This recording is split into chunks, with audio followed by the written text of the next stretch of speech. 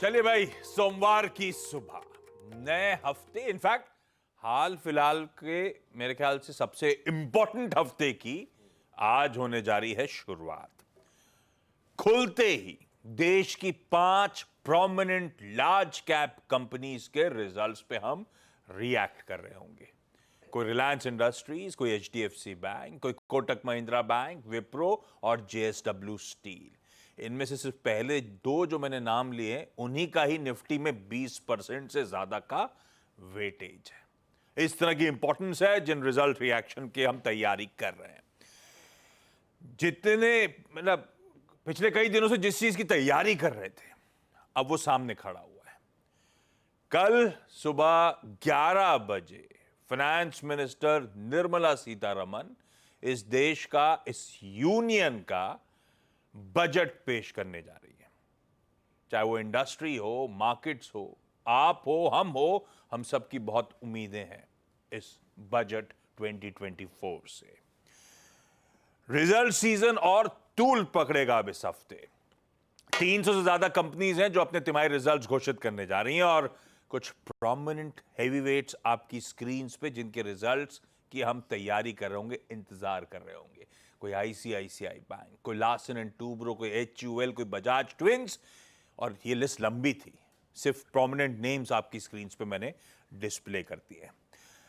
अगले हफ्ते हमें तैयारी करनी है अहम यूएस फेड की बैठक की। उससे पहले थर्सडे को यूएस का जीडीपी और पीसीई प्राइसेस का आंकड़ा सामने आएगा। इंपॉर्टेंट होंगे उस फेड की बैठक से पहले। और इसी दिन गुरुवार को, यानी कि इसी हफ्ते गुरुवार को, हम इस मंथ की, जुलाई महीने के वायदा की एक्सपायरी की, मंथली बड़ी वाली एक्सपायरी की तैयारी भी कर रहे होंगे। तो बहुत एक्शन के लिए ब्रेस अप कर लीजिए इस हफ्ते।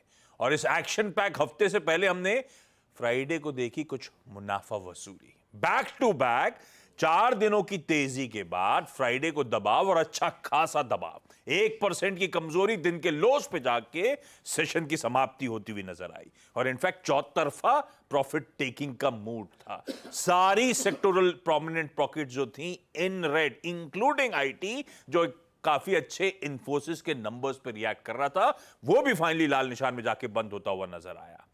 और ब्रॉडर मार्केट्स के लिए back to back second straight day था जब वो प्रॉफिट टेकिंग का सिलसिला कंटिन्यू हुआ। इवन फ्राइडे को भी ब्रॉडर मार्केट्स में एक्सटेंडेड लॉसेस देखने को मिले।